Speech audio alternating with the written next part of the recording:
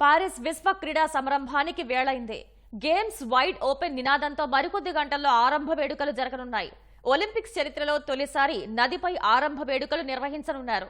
Corona కారణంగా సందడి లేకుండా టోక్యో ఒలింపిక్స్ ముగియటంతో ఈసారి క్రీడల్ని ఘనంగా నిర్వహించేందుకు పారిస్ సిద్ధమైంది. దాదాపు 100 ఏళ్ల తర్వాత ఒలింపిక్స్ కు ఆతిథ్యం వహించే అవకాశం దక్కటంతో చరిత్రలోనే అత్యుత్తమ క్రీడలుగా నిలిచిపోయేలా వీటిని నిర్వహించాలని ఫ్రాన్స్ తీవ్రంగా శ్రమిస్తోంది.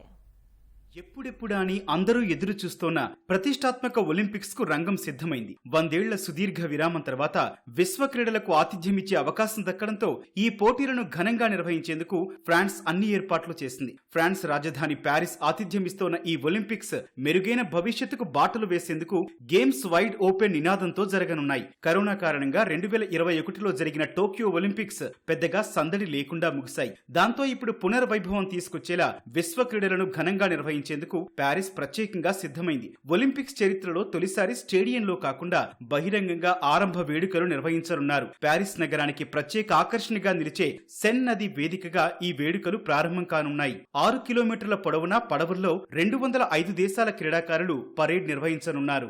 వేల మంది క్రీడాకారులు నదిలో 100 పడవలపై 6 కిలోమీటర్ల మేర పరేడ్ గా వెళ్తూ ఐఫిల్ టవర్ సమీపంలోని ప్రధాన వేదికను చేరనున్నారు. దాదాపు 3000 మంది డాన్సర్లు, సింగర్లు 12 విభాగాలుగా విడిపోయి ఆరంభ వేడుకల్లో ప్రదర్శనలు ఇవ్వనున్నారు. ఐఫిల్ టవర్ లాంటి చారిత్రక కట్టడాల నడుమ ఫ్రెంచ్ ఘన వారసత్వాన్ని చాటేందుకు ఈ క్రీడలను ఫ్రాన్స్ వేదికగా మలుచుకోనుంది.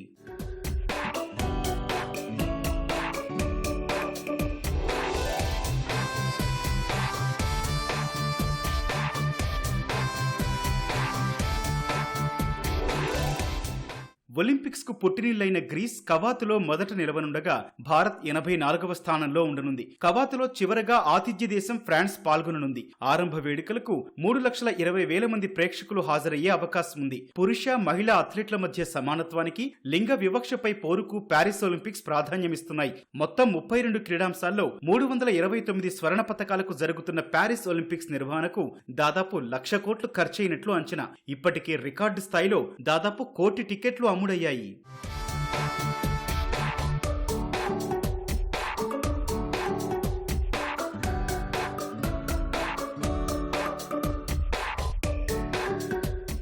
ప్రపంచ క్రీడల్లో అమెరికా, చైనా ఆధిపత్యం కోసం ప్రయత్నించనుండగా అత్యుత్తమ ప్రదర్శన ద్వారా సత్తా చాటేందుకు భారత్ సిద్ధమైంది. 2 అంకెల పతకాలే లక్ష్యంగా 117 మంది భారత అథ్లెట్లు ప్యారిస్ ఒలింపిక్స్ లో పాల్గొంటున్నారు. టోక్యోలో పసిడి పతకంతో చరిత్ర సృష్టించిన జావెలిన్ థ్రోయర్ నీరజ్ చోప్రా తొలిసారి ఒలింపిక్స్ లో అడుగుపెడుతున్న తెలంగాణ బాక్సర్ నిఖత్ జరీన్ పై భారీ అంచనాలున్నాయి. బాక్సింగ్ లో లవ్లీనా, అమిత్ పంగాల్ లాంటి మేటి అథ్లెట్లు పోటీలో ఉన్నారు. టోక్యోలో రజతం సాధించిన వెయిట్ లిఫ్టర్ మీరాబాయి సైతం మరోసారి పతకం సాధించేలా కనిపిస్తోంది. బ్యాడ్మింటన్ లో పివి సింధు హ్యాట్రిక్ పై కన్నేసింది. చిరాగ్ సాత్విక్ జోడీ కూడా ఒలింపిక్స్ పతకం ఖాయమన్న ధీమాతో ఉంది. రెజ్లింగ్ లో సీనియర్ వినేష్ పొగాటే కాకుండా జూనియర్ అంతిమ్ పై కూడా ఆశలు నెలకొన్నాయి.